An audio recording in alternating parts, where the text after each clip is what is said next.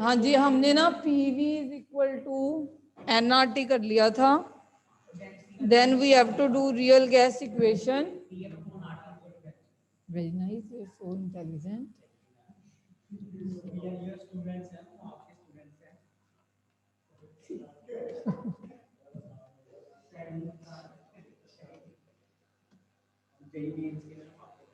ठीक है, PV is equal to nRT कर लिया था बेटे. This is real ideal gas and I told you कि कोई आइडियल चीज एग्जिस्ट नहीं करती, अब रियल ही चीज एग्जिस्ट करती है. ठीक है, real students are there, no ideal student is there. ठीक, ये रियल गैसेस थोड़ी थोड़ी आइडियल की तरह बिहेव करती हैं जब आप लो प्रेशर कर देते हो और high temperature. Low pressure means molecules को आप दूर दूर भेज देते हो, जितना दूर भेजोगे वो आइडियल बनते जाएंगे. बच्चों को दूर दूर जितना कर दोगे शोर कम होगा, वो आइडियल स्टूडेंट्स बनते जाएंगे. जैसे आजकल बने हुए हैं, कम आते हैं ना इसलिए आइडियल स्टूडेंट्स हैं. ठीक है, तो जितना हम कैसे बनेंगे आइडियल, जब टेम्परेचर बहुत ज़्यादा हाई कर देंगे और प्रेशर क्या कर देंगे, लो कर देंगे, तो मॉलिक्यूल्स क्या चले जाएंगे, दूर दूर. तो जो रियल गैसेस हैं वो आइडियल की तरह बिहेव करनी शुरू कर देती हैं. Otherwise real gas equation is this.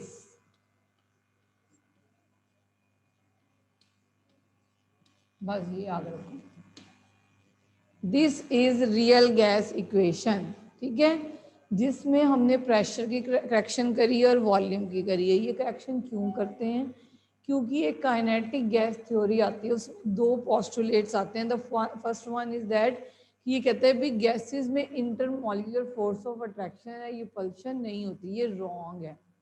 ऐसा आप कैसे कह सकते हो कि नहीं होती. ठीक है, जब आप लो प्रेशर और हाई टेम्परेचर करोगे तब तो इसे मास.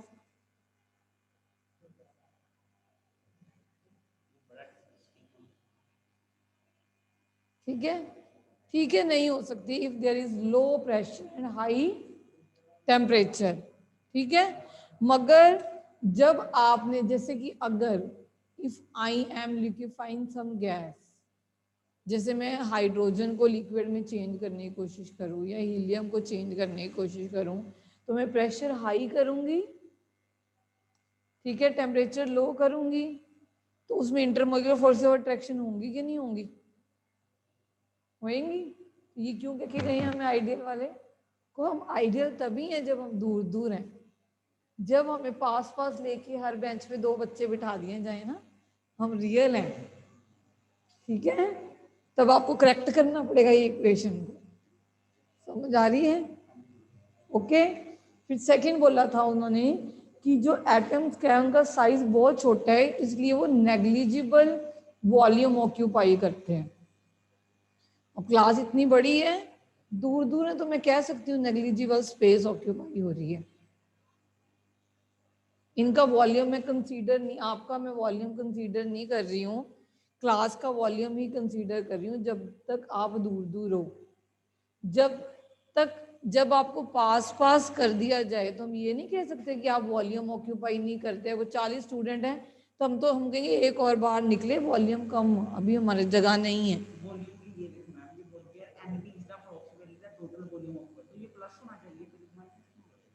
बेटे उन्होंने पहले निगलेक्ट कर दिया था ना, ये वॉल्यूम को निगलेक्ट कर दिया था. हाँ, आइडियल के केस में ये होता नहीं है, ये होता नहीं है, मगर ये है ना. तो जो चीज़ इन्होंने निगलेक्ट करी, तो ये इमेजिन कर कि एक इन्होंने वॉल्यूम बोल दिया, वो वॉल्यूम एक्चुअली में वो वॉल्यूम ऑक्यूपाई कर रहे थे, तो इनका आंसर आया 10. अगर कोई चीज मान लो 2 ऑक्यूपाई कर रहे हैं, उसको उस इक्वेशन के इक्वल लेके जाने के लिए उसको नेगेटिव में ही नहीं लेके जाएगा. था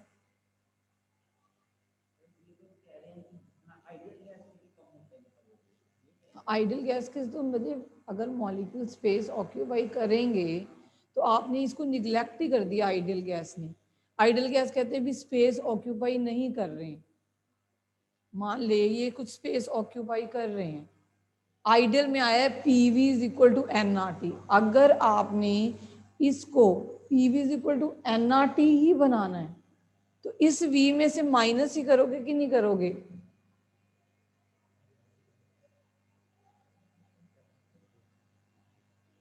मान, अच्छा इसको और मैं एग्जांपल बताती हूँ। आइडियल ने इसको 10 लिया, आइडियल ने 10 लिया मान लो इस वॉल्यूम को। अब ध्यान से सुनो, v को इन्होंने 10 लिया, क्यों लिया? क्योंकि इसने कहा उसने ऑक्यूपाई नहीं किया।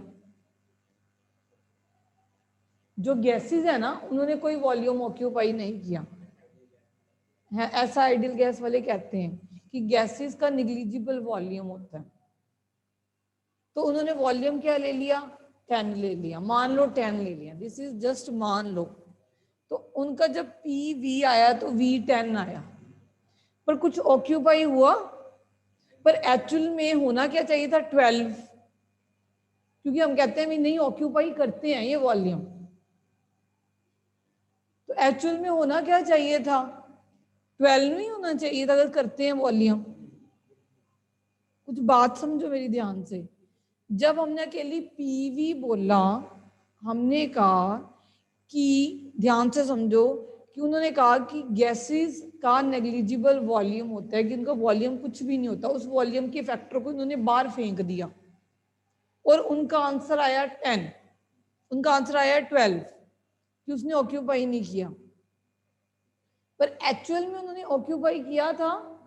अगर उसको कंसीडर करते तो ये वैल्यू ज्यादा आनी थी, तो उतनी इसमें से माइनस नहीं करोगे आप?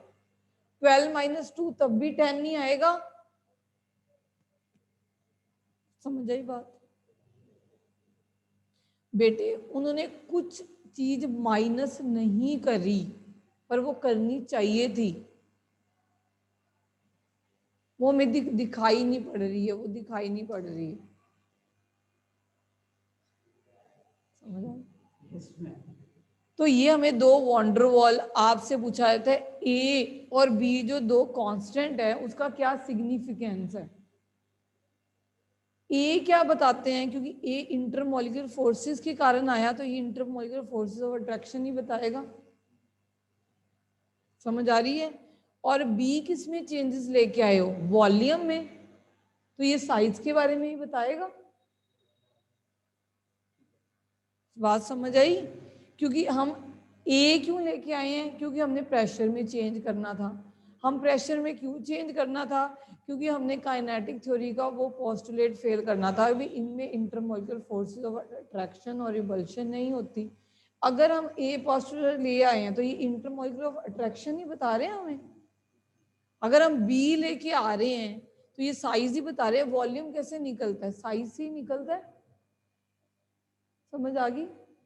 अब आपके पास दो गैसेस हैं, क्वेश्चन जैसे आता है, मैंने पेपर में डाला था लास्ट टाइम कि ए किसका ज्यादा होगा, अमोनिया का N2 का। ये क्वेश्चन आया था आपको पेपर में लास्ट टाइम, पढ़ते तो नहीं थे, कॉपी पेस्ट करते थे तब, है ना। अमोनिया और N2, ठीक है। अब अमोनिया में तो हाइड्रोजन बॉन्डिंग है, N2 में है कोई? तो इंटरमॉलिक्यूलर फोर्स ऑफ अट्रैक्शन किसकी ज्यादा है? अमोनिया की। तो ए किसका ज्यादा है? ये आंसर था। कितना इजी था? अब नहीं इजी।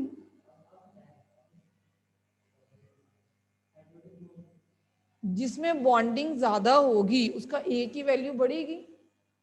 और बॉन्डिंग किसकी ज्यादा होगी? हमारे पास डाइपोल देखो सिंपल की तो बिल्कुल नहीं है, नॉन पोलर भी। अब नाइट्रोजन तो नॉन पोलर है, फिर हम पोलैरिटी पे पहुंच जाते हैं, उससे ज्यादा हम हाइड्रोजन बॉन्डिंग कहते हैं। अमोनिया कहाँ हाइड्रोजन बॉन्डिंग, कहाँ N2 नॉन पोलर। तो इसका इंटरमोलिक्यूलर फोर्स ऑफ अट्रैक्शन भी इतनी स्ट्रॉन्ग नहीं होती, तो इसका ए भी बहुत कम होता है।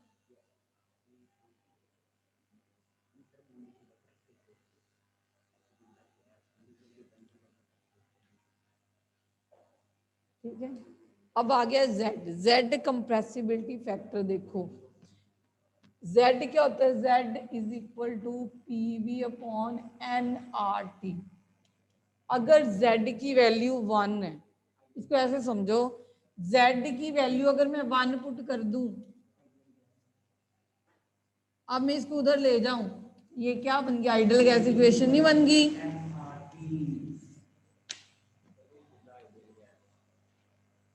Z को कहते हैं PV डिवाइडेड बाय nRT, और कहते हैं Z की वैल्यू अगर 1 हो तो वो आइडियल गैस है, ऑब्वियसली आइडियल गैस है ना। Z की वैल्यू लेस देन 1 है या ग्रेटर देन 1 है तो वो नॉन आइडियल है, that is real gas. Okay, अब Z की वैल्यू अगर ग्रेटर देन 1 है तो इसका मतलब गैसेस कैसे बिहेव करेंगी। ये ग्राफ देखो जो बना हुआ है, हाँ, Z की वैल्यू 1 है, ये ग्राफ ऐसे बना हुआ है, देखो ये देखो, ये ग्राफ ऐसे है, तो ये आइडियल हो गया Z। ये Z से नीचे की वैल्यू है, ये Z की ऊपर से वैल्यू है।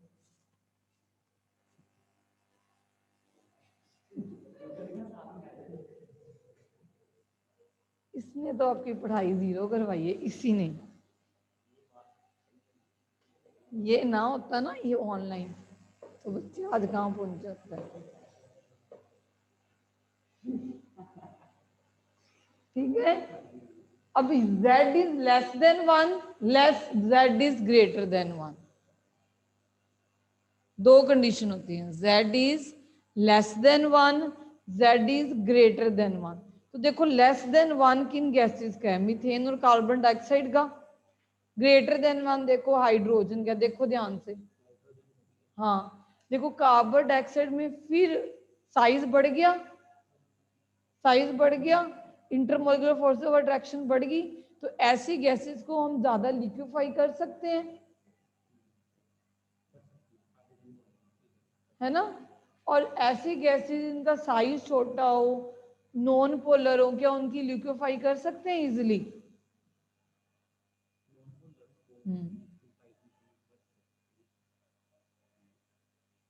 नहीं कर सकते बेटे, नॉन पोलर में अगर लिक्विफाई करने के लिए उनमें बॉन्डिंग होनी चाहिए, एटम्स पास पास आने चाहिए। तो नॉन पोलर को अगर हमने पास पास लेके आना है तो हमें हाई प्रेशर लो टेम्परेचर बहुत ज्यादा देना पड़ता है। आए दो एटम है पुत्र जी, we are talking about intermolecular bonding, is not between the atoms. When you have to liquefy, you have to see कि different molecules में कैसी bonding है, like one HF with the other HF, like one ammonia with other ammonia.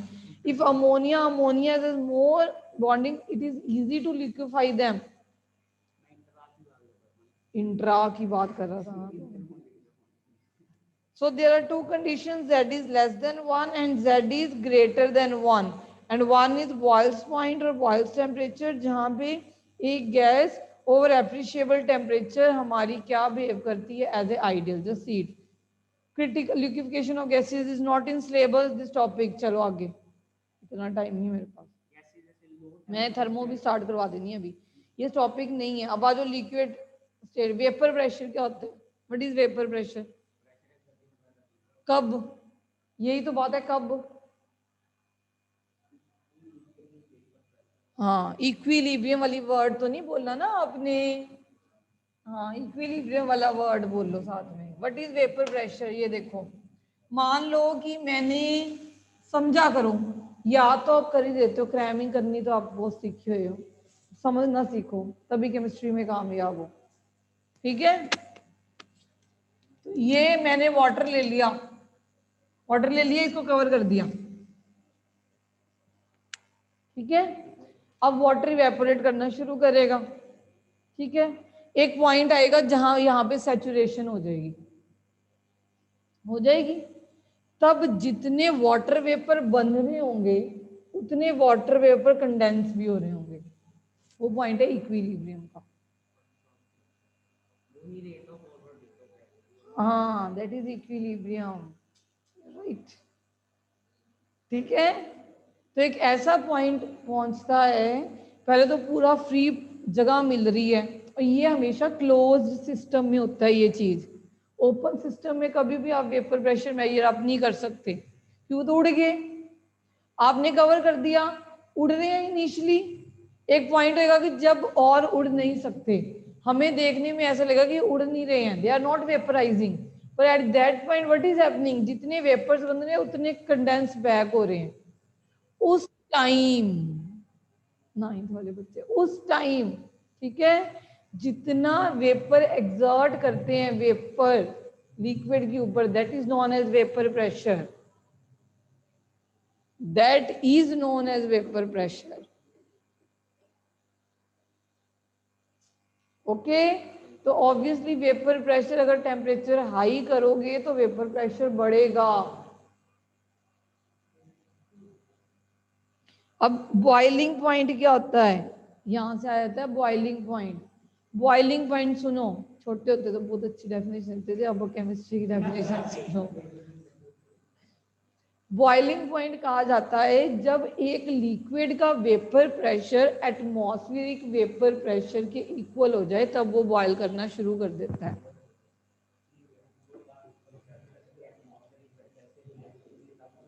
Boiling point reach होता है। देखो अब मान लो इसके वेपर्स बन रहे हैं, जब इसका वेपर प्रेशर एटमॉस्फेयर की प्रेशर से इक्वल हो जाए तो तब वो क्या करना शुरू हो जाएगा, बॉइलिंग पॉइंट आ जाएगा उसका। क्या आ जाएगा बेटे जी, बॉइलिंग पॉइंट आ जाएगा। समझ आ गई, that is called boiling point. अब जैसे कि हम कहते हैं कि जो हाई एल्टीट्यूड पे क्वेश्चन कैसे बनता है, कंसेप्चुअल क्वेश्चन ही आएंगे, तो ये कंसेप्ट समझा करो। व्हाट इज वेपर प्रेशर हम आपसे पूछने नहीं वाले, ठीक है। व्हाट इज बॉइलिंग पॉइंट हम नहीं पूछेंगे आपसे, हम इसके कंसेप्ट्स पूछेंगे आपसे, ठीक है। अब हम हिली एरिया में चलेंगे, हिली एरिया में चलेंगे, चले जाओ हिली एरिया में, वहां पे एटमॉस्फेयर प्रेशर कम है कि नहीं कम है, कम है, ठीक है। तो अब अगर मैं पानी को बॉईल करूं वहां पे, वो जल्दी नहीं बॉईल हो जाएगा, जल्दी मैच कर देना है।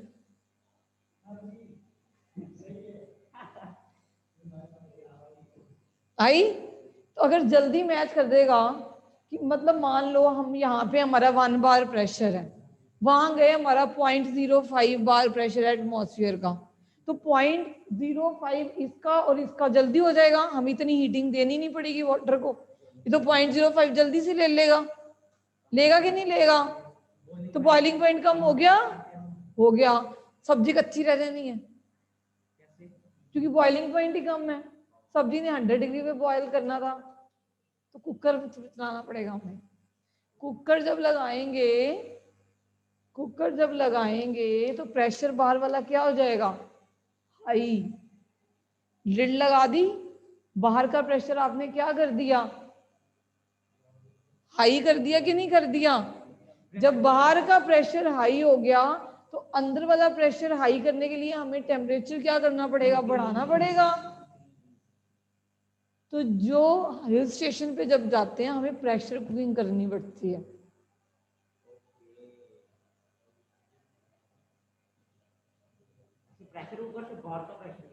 तो बाहर हमने लीड लगा दी ना,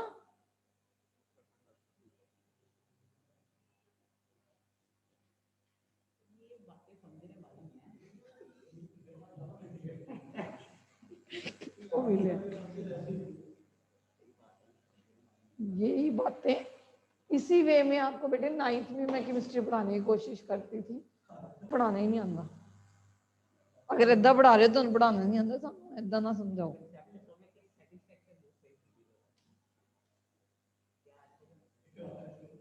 चलो आगे। वैसे ही बेटे जो हमारे सर्जिकल, देखो एक वो भी आपकी बने हुए है, सर्जिकल इंस्ट्रूमेंट्स हैं। अगर हॉस्पिटल में जाओगे ना तो there is an autoclave there, cooker जैसा ही नजर आता है, वो भी इतना बड़ा होता है, ऊपर से ना ऐसे नॉब लगी होती है और इसको ऐसे बंद करते हैं। कभी आप हॉस्पिटल में जाओ ना, उनको बोलो ऑटोक्लेव, जितनी भी बायोटेक्नोलॉजी की लैब्स होती है ना उसमें लगा होता है ये ऑटोक्लेव, ठीक है। क्योंकि देखो हमने ना उनमें माइक्रो ऑर्गेनिज्म किल करने हैं। अब अगर हम ओपन वेसल में रख देंगे या मतलब ऐसे ही ढक के रख देंगे सिंपल सी लीड लगा के, तो बॉइलिंग पॉइंट जल्दी रीच कर जाएगा ना लिक्विड का, करेगा कि नहीं करेगा। तो अगर लिक्विड का जल्दी रीच कर देगा तो कुछ माइक्रो ऑर्गेनिज्म हाई टेम्परेचर पे मरने होंगे, तो वो मर नहीं पाएंगे, तो उनको प्रेशर मतलब कुकर से भी ज्यादा प्रेशर होता है ऑटोक्लेव का, तो वो प्रेशर वो बंद कर देते हैं ढक्कन, तो बाहर वाला प्रेशर बढ़ जाता है, तो अंदर वाला प्रेशर मैच करने से जो अंदर जो वाटर प्रेजेंट है वो ऐसे स्टीम बहुत ज्यादा बॉयल करता है। तो ऐसे क्या होता है, जो अंदर इंस्ट्रूमेंट पड़े होते हैं वो सारे स्ट्रीलाइज हो जाते हैं, कि सारे माइक्रो ऑर्गेनिज्म किल हो जाते हैं। That is why autoclaves are used in hospitals and biotechnological lab where अगर आपका माइक्रो ऑर्गेनिज्म से आपने डील करना होता है, क्योंकि आपने जो scissors and all they are using, they have to autoclave them. Otherwise हर बार किसी के माउथ में जा रही है, कहाँ जा रही है, तो जर्म्स की लगनी है। ये बड़ा मजा आता है जब मुश्किल तो फिजिक्स के साथ ना कम पड़ता है। नाउ कम बेटे सरफेस टेंशन।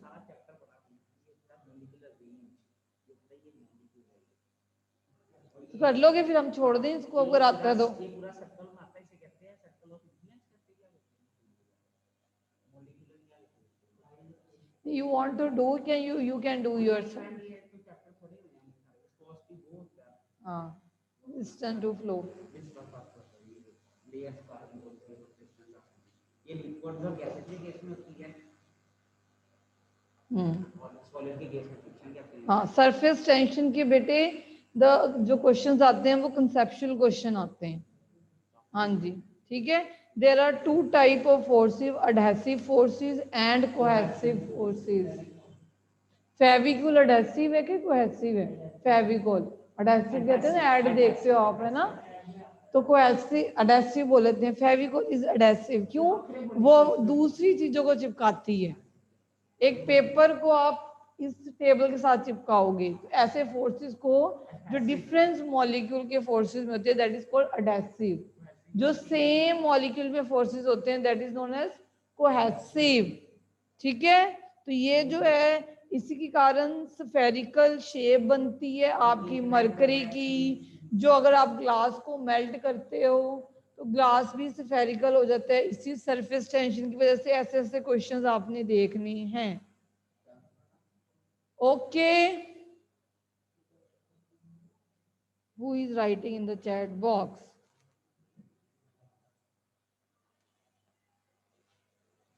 नहीं बेटे, पक्का टेस्ट पक्का। हाँ जी, अब क्वेश्चन है, a student forget to add reaction mixture to the round bottom flask. चलो, आपको आता है, you have done in physics.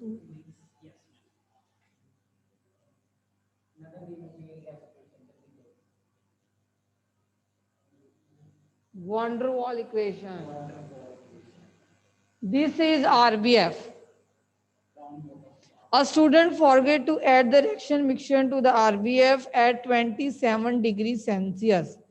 27 degree Celsius पे जब T1 टेम्परेचर था 27 डिग्री, तो इसको केल्विन में चेंज करो पहले, तो आंसर निकाल के रखो। ठीक है, फिर आगे समझाती हूँ मैं। उसके बाद 3/5 आंसर। हाँ जी बेटे, आंसर 0.6 है। 0.3/5 आंसर कितना आ रहा है? 0.6 आ रहा है आपका। हाँ जी, 3/5 0.6। हाँ ठीक है, but instead he place the flask at the flame. ठीक, अब इसने क्या कर दिया, फ्लेम पे। तो after a lapse of time he realise his mistake and using a pyrometer he found the temperature of the flask is 477। तो 472 क्या है? 477।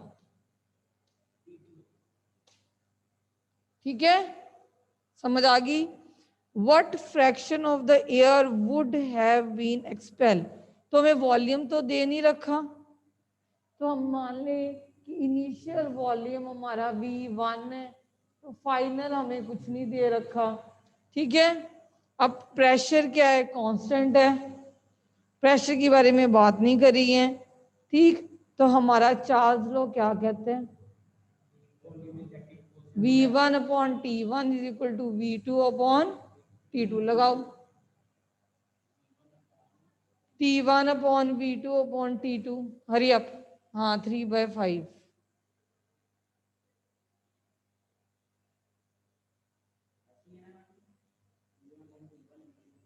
हाँ, हाँ तो हमने कर लिया ना कि इनिशियल वॉल्यूम V है तो फाइनल हमने निकालना है। हाँ जी 11th क्वेश्चन करवा रही हूँ।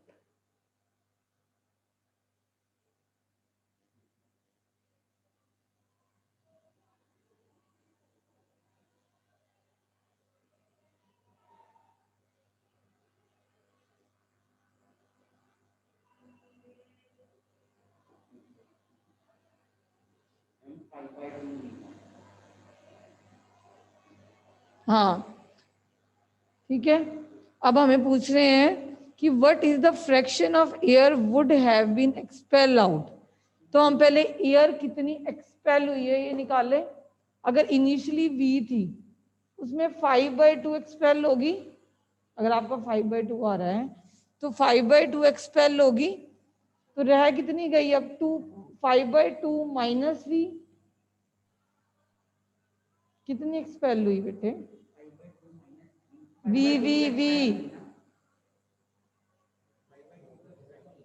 5/2 क्या आई है? बाद में जो रह गया वॉल्यूम बेटे 5/2 क्या आ गई? हम इनिशियल कहते हैं V1 है, हाँ V2 आई ना, उसमें से एक्सपेल कितनी हुई, बाहर कितनी निकली? तो जितनी आपका फाइनल आया माइनस जितनी इनिशियल थी। समझ कुछ आई मैं क्या बताना चाह रही हूँ? RBFC इनिशियल V थी फाइनल आपकी इसमें आ गई 5/2 आ गई। इसमें से हमने ये निकालना है कि निकली कितनी है। तो जो फाइनल माइनस इनिशियल नहीं करोगे,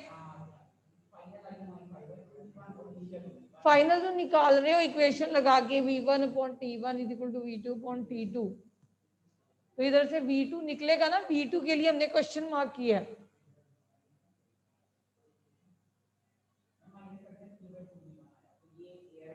एयर हमने इसकी फ्रैक्शन निकालनी है अब। हाँ तो फ्रैक्शन निकालनी है, फ्रैक्शन क्या होता है? हाँ तो वो भी तो करोगे।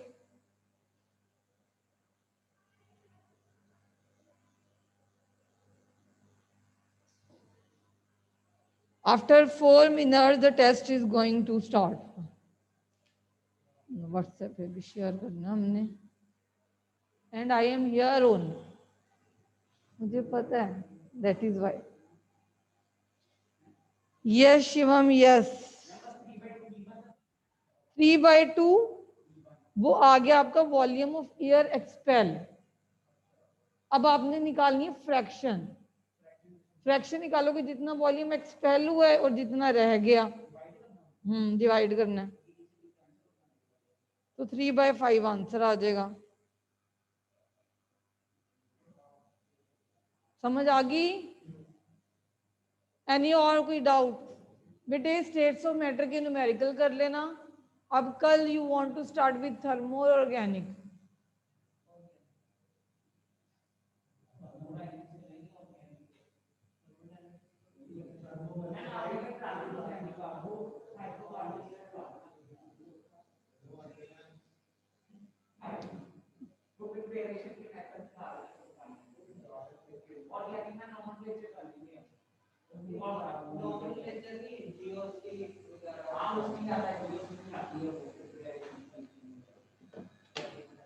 थर्मो में अगेन बेटे